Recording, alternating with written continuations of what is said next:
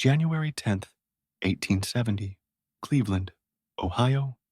Papers are signed, a modest office hums, and a 30-year-old bookkeeper turned trader steps into history. With a $1 million pool of capital, John D. Rockefeller and his partners incorporate a new entity with a plain name and an audacious mission: Standard Oil.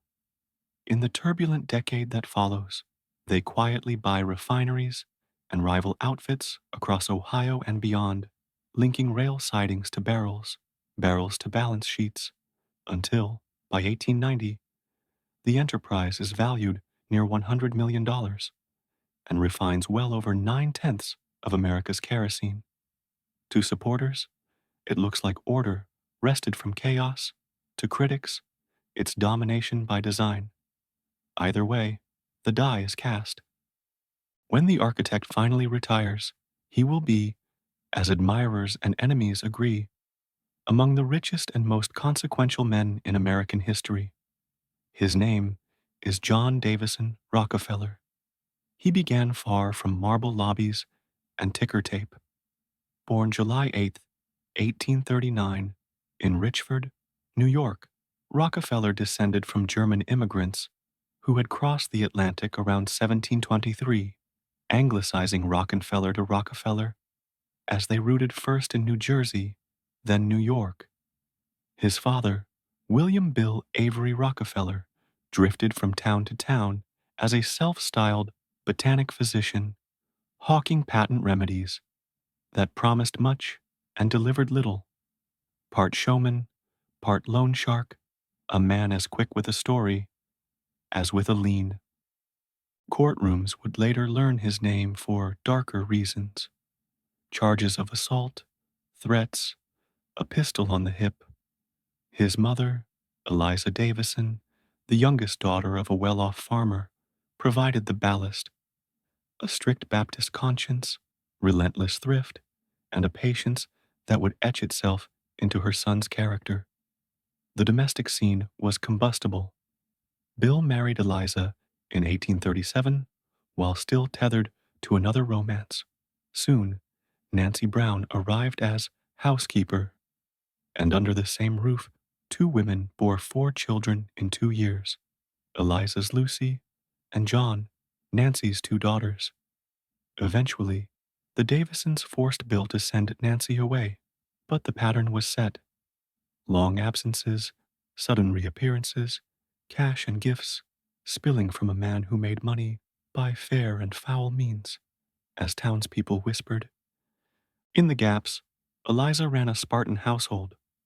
The older boys, John and William Jr., were handed adult chores early: fields to work, wood to judge, accounts to mind. In church, hymns and sermons stitched a worldview: duty, restraint, ledger-like clarity about right and wrong. And in the boys' private games, checkers, chess, another habit took root: sit still, study the board, wait for the other player to blink. It would become a business method. The boy who would count every barrel first counted every penny. In Moravia and then Owego, the Rockefellers moved like many frontier families: 3 miles, 30 miles, then hundreds more, trailing Bill's schemes and Eliza's resolve. By 1843, another sister, Mary Ann, arrived. In 1845, twins, Frank and Frances, the latter gone before her second birthday. Respectable for a season, Bill helped fund a local school, yet dismissed fieldwork as beneath him and consigned heavy chores to John and William Jr. A 19th century norm that hardened boys into breadwinners. In classrooms Bill had helped create, John learned what he would later weaponize: mental arithmetic and the patient tallying of debits and credits. Quiet, inward, unhurried, he preferred to study the board until rivals made the first mistake. At home, Eliza's Baptist rigor: no waste, no boasting, every coin accounted for, taught him that discipline could be a kind of faith. America in the 1840s was cracking open. territory stretching west, canals and rails threading towns, revivals spreading a moral grammar that prized sobriety and self-command. In that climate, Rockefeller's earliest enterprises were small but telling. Buying candy by the pound to resell in tidy parcels to siblings, raising a clutch of wild turkey chicks for profit, learning from Bill how to grade timber, then learning to negotiate harder than the other man. Bill paid workers reliably and kept contracts, even as he shaved deals to the quick and lent deer to desperate farmers. That paradox, honor the paper, exploit the margin, would echo in the son's career, stripped of the father's scandals but sharpened to an industrial edge. Indicted for assault in 1849, Bill slipped away. By spring 1850, the family shifted again near the Pennsylvania border. 2 years later, the boys enrolled at Owego Academy. By autumn 1853, they were in Cleveland, where the national quarrel over slavery rumbled toward crisis. John wrote like an ardent abolitionist and befriended a classmate who would matter later, Mark Hanna, future Republican kingmaker. Then, on the eve of graduation, in May 1855, Bill's double life detonated the plan. After a bigamous marriage to 17-year-old Margaret Allen in Ontario, the elder Rockefeller demanded his eldest find work. John took a 3-month commercial course, compiled a list of firms, and walked Cleveland streets door to door. Weeks of rejection hardened his resolve. On September 26, 1855, job day, he'd call it for the rest of his life. Hewitt and Tuttle hired him as assistant bookkeeper. He arrived at 6:30 a.m., left after 10 p.m., audited every invoice to the cent, and began Ledger A, the red book that tracked not only income but the tithes he gave almost at once. 10% by 1859, much of it to Baptist missions, black congregations, even to enslaved people seeking freedom. From the moment he opened Ledger A, Rockefeller's life became an exercise in numbers, order, and faith. Even as a teenager earning $500 a year as chief bookkeeper, he tracked every cent and began his habit of giving. First 10%, later much more. He led hymns at the Erie Street Baptist Church, raised $2,000 from the congregation to pay off creditors, and found no contradiction between piety and profit. For him, wealth was a divine trust, and careful stewardship was proof of grace. Yet his drive to escape his father's shadow was just as strong. When Bill resurfaced to loan him money, always at 10% interest, always ready to recall it at the worst moment, John accepted, but never forgot. To avoid his father's disgrace, he began referring to Eliza as a widow. By the time he was 20, his faith and his discipline had fused into one mission: to build stability where others saw only volatility. The timing was cruel and perfect. The United States in the 1850s was on the cusp of industrial transformation. Railroads spread westward, linking wheat fields and steel mills. Immigration from Europe swelled the population, creating vast labor pools and new markets. The California gold rush had flung tens of thousands westward, while abolition and slavery split the republic at its seams. Rockefeller, working dawn to nightfall in Cleveland, absorbed this environment of opportunity and fracture. He began trading commodities with his partner Maurice Clark, investing $2,000 each. Profits soared $17,000 in the second year alone, but their partnership strained. Clark was cautious, Rockefeller was bold, willing to bet heavily on risky deals that somehow always returned.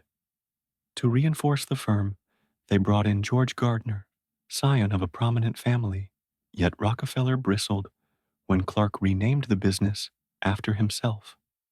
The seed of independence was already growing. In April 1859, as the firm still speculated in grain and produce, a breakthrough hundreds of miles away would shape Rockefeller's destiny. In Titusville, Pennsylvania, Edwin Drake struck oil. What had been a folk cure, black liquid skimmed from seeps and puddles, suddenly gushed from the ground. By the early 1860s, kerosene lamps were replacing whale oil in American homes, and demand for petroleum seemed limitless.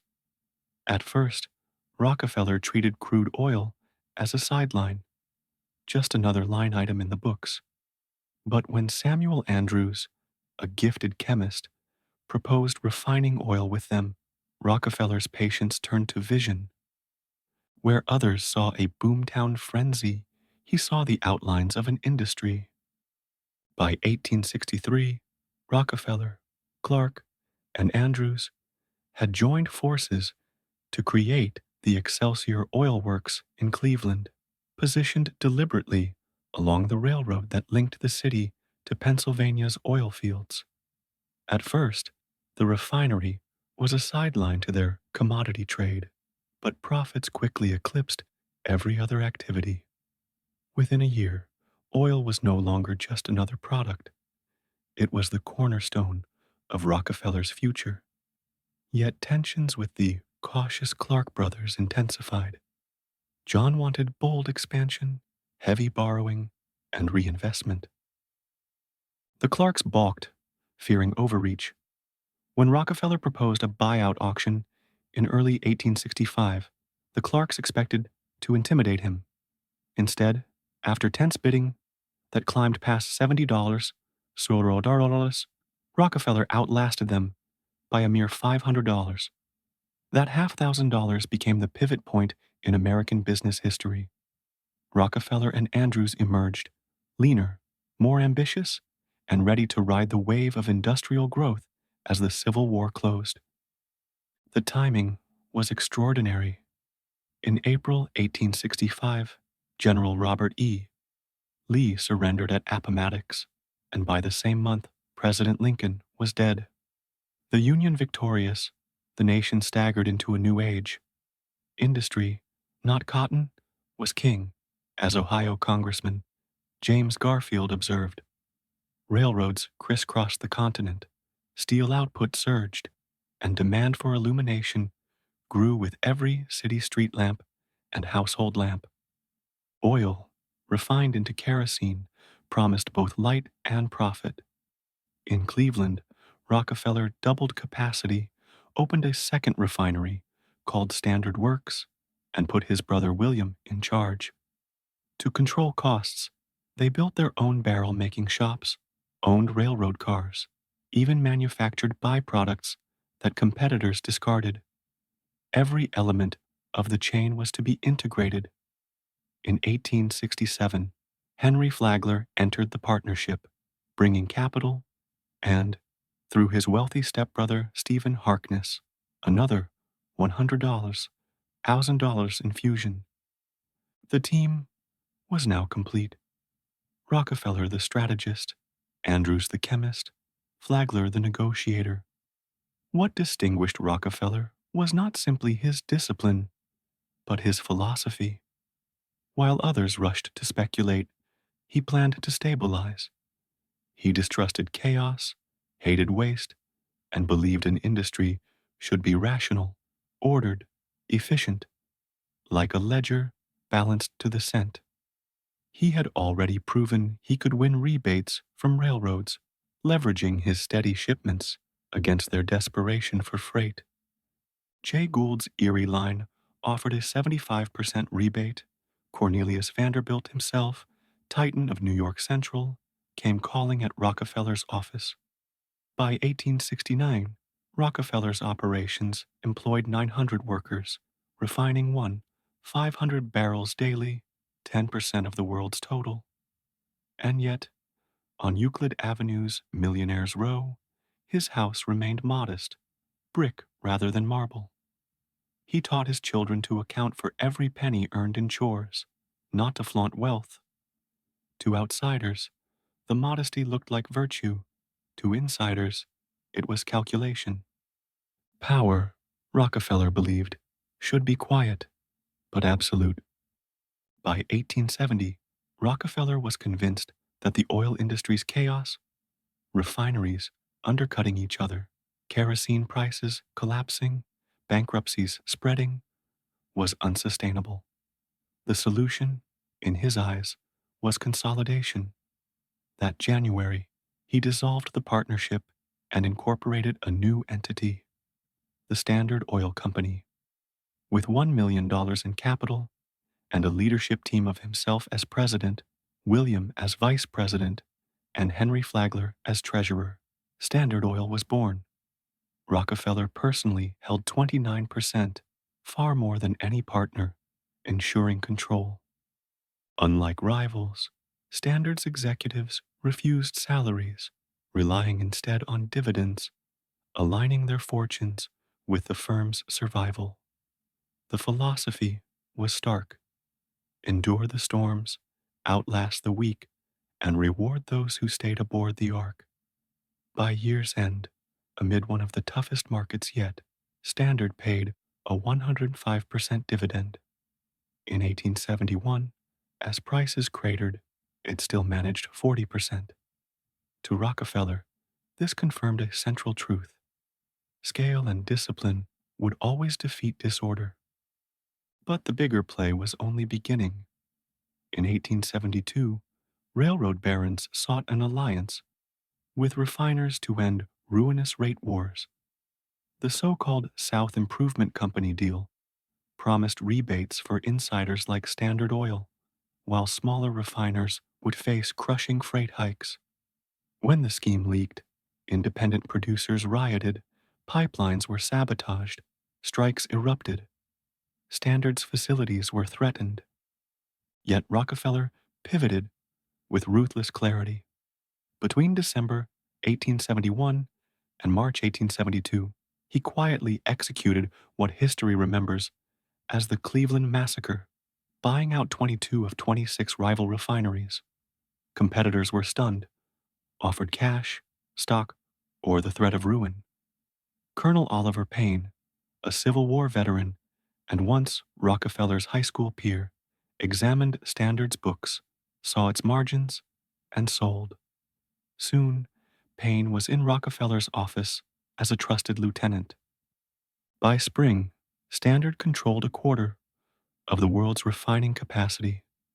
Euclid Avenue's mansions emptied as former rivals sold at fractions of their worth. Public opinion, however, turned venomous. Newspapers accused Rockefeller of conspiracy, monopoly, and predation. He responded with biblical imagery. He was Noah, offering salvation on the Standard Oil Ark before the flood of competition drowned them all. To him, consolidation was mercy, not tyranny. Workers, he argued, gained stability and higher wages. Customers, he insisted, gained cheaper kerosene. And indeed, Standard's scale allowed wages above industry norms and prices below rivals. Yet beneath the rhetoric lay a clear pattern: buy competitors, not to use them, but often to shut them down. Efficiency was God, waste was sin, and sentiment had no place in commerce. By the mid-1870s, as rivals dwindled, Rockefeller's grip grew ironclad. The logic of monopoly, denied in public, practiced in private, was now the engine of his empire. The collapse of the South Improvement Scheme had left Rockefeller bruised, but not broken. Instead, it steeled his conviction: only total control could prevent the industry from destroying itself. In May 1872, he forged the National Refiners Association, the so-called Pittsburgh Plan, an uneasy cartel meant to regulate the output and secure favorable rail rates. Yet discipline proved impossible. Smaller refiners routinely violated quotas, tempted by higher spot prices. Producers pumped beyond agreements, glutting the market. By 1873, crude prices had fallen to 50 cents a barrel. The Panic of 1873 then plunged America into depression, wiping out weaker firms. Standard, lean, and disciplined, survived with ease. Rockefeller drew a blunt conclusion. Cartels were fragile. Ownership was final. The only way to stabilize oil was to buy the industry outright. Opportunity knocked again in 1874. In Pittsburgh and Philadelphia, rival giants Lockhart and Warden realized Standard could profitably sell kerosene below their production costs. Reluctantly, they yielded. Soon, only one independent refinery remained in Pittsburgh out of 22. In New York, Rockefeller acquired Charles Pratt and Company, one of the last major holdouts, cloaking the deal in secrecy to avoid public outrage. By the mid-1870s, Standard's acquisitions spread like a quiet fire across the eastern seaboard. Critics denounced his methods as coercive, even predatory, yet many former adversaries became willing lieutenants once inside the fold. John D. Archbold, once a vocal opponent, emerged as a key negotiator for Standard, fronting new ventures, like the Acme Oil Company, which masked further consolidation. The Pennsylvania Railroad, however, was less pliant. Its president, Tom Scott, pushed back with the Empire Transportation Company, a rival pipeline network. Rockefeller countered by building his own pipelines, then weaponized freight contracts by diverting shipments to Erie and New York Central, forcing the Pennsylvania into submission. The confrontation climaxed in 1877 with strikes, layoffs, and violence. Yet in the end, Standard bought Empire's assets for $4 million. By 1879, Rockefeller's pipelines encircled the nation, moving oil with ruthless efficiency. Attempts by independents, like Tidewater to challenge him, were met with lawsuits, land blockades, and legislative sabotage. Still, the Tidewater line reached completion, proving that resistance was possible, though costly. Meanwhile, the numbers told the larger story. By the close of the 1870s, Standard controlled 90% of America's refining capacity and almost the entire pipeline system. Oil was no longer just a commodity, it was an empire, and Rockefeller sat enthroned at its center. The 1880s brought both triumph and turbulence. On one hand, the United States was booming. Railroads stretched coast to coast, factories multiplied, cities swelled with immigrants, and demand for energy surged. On the other, new technologies and mounting scrutiny threatened Rockefeller's empire. In 1882, Thomas Edison lit up Lower Manhattan with the Pearl Street Station, heralding the dawn of electrification. Some predicted kerosene lamps would vanish, but Rockefeller adapted. Standard Oil invested in natural gas and looked ahead to new uses for petroleum. Soon, a revolution was stirring on wheels and in shipyards. By the 1890s, automobiles demanded gasoline, and great steamships converted from coal to oil, guaranteeing markets far larger than lamps had ever known. In 1870, America produced fewer than 5 million barrels a year. By the century's end, that number had swelled to 60 million. Standard was positioned to ride the surge. Yet shadows lengthened. Critics painted Rockefeller as the archetype of the robber baron, the dark twin of America's industrial age. State governments indicted Standard for monopoly practices. Investigative committees declared rebates illegal. The word trust, coined when Rockefeller and his lawyers created the Standard Oil Trust in 1882, became synonymous with corporate power run amok. The structure, 9 trustees, Rockefeller at the helm, overseeing 41 companies, was revolutionary. It allowed Standard to bypass state restrictions, coordinate strategy, and present itself as a single organism. Other industries imitated the model, further fueling public anger. Though the trust remained secret until 1888, by then Rockefeller was a national lightning rod, accused of throttling competition and manipulating markets. International rivals also emerged. In the Russian port of Baku, the Nobel brothers and the Rothschilds seized control of Eurasian oil. In the Dutch East Indies, Royal Dutch drilled fields that would soon link with Marcus Samuel Shell to dominate Asia. Standard answered by establishing European offices and expanding tank storage systems that allowed it to manipulate supply and pricing with precision. Rockefeller even pioneered futures trading by issuing certificates against oil in its pipelines, creating a new financial market almost by accident. Still, the pressure mounted. By the late 1880s, he faced strikes, lawsuits, and an increasingly hostile press. Rockefeller himself remained elusive, rarely granting interviews, insisting his company's mission was simple: to deliver cheap oil to the masses. But beneath that modest claim lay the reality: an empire so vast it was reshaping global energy before the age of the Middle East had even begun. By the 1890s, John D. Rockefeller was both legend and lightning rod. His fortune exceeded that of railroad titan Jay Gould, making him the richest man in the world. But wealth brought scrutiny. Journalists like Henry Demarest Lloyd and later Ida Tarbell exposed Standard Oil's secret deals, price manipulation, and relentless acquisitions.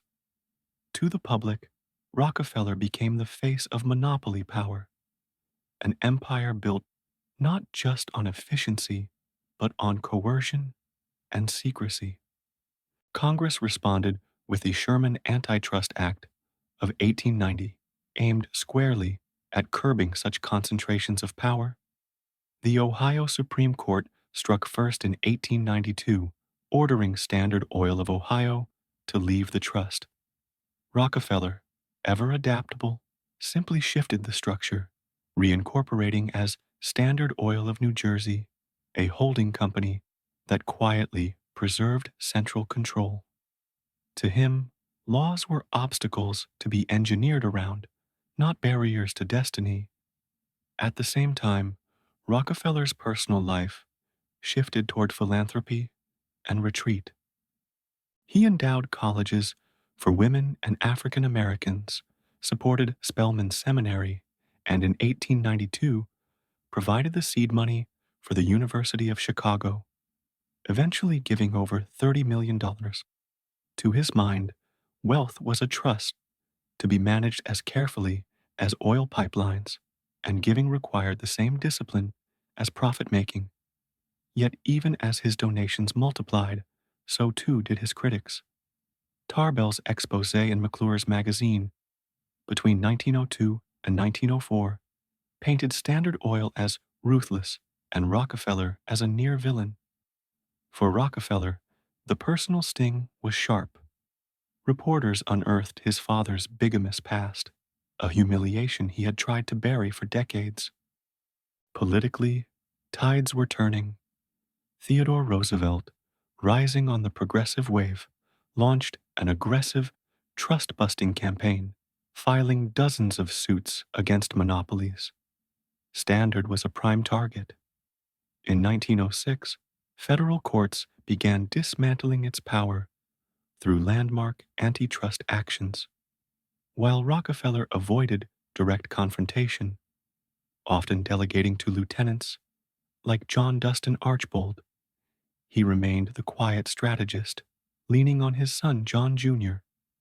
to monitor affairs. In 1911, the Supreme Court ruled definitively. Standard Oil must be broken into 34 separate companies, among them Exxon, Mobil, and Chevron. For many, it was vindication of democracy over monopoly. For Rockefeller, it was paradoxically his greatest windfall. The value of the shares in the newly independent firms soared, making him the world's first billionaire by 1916. In defeat, his wealth only grew. The twilight of Rockefeller's life was marked less by boardrooms and battles, and more by philanthropy, reflection, and the shadow of controversy.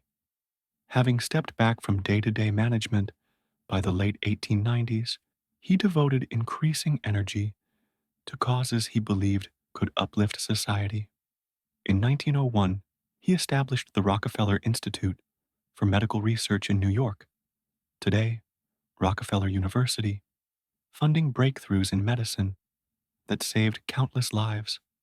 By 1913, flush with billions, he launched the Rockefeller Foundation, endowed with $183 million, targeting global health, education, and scientific advancement.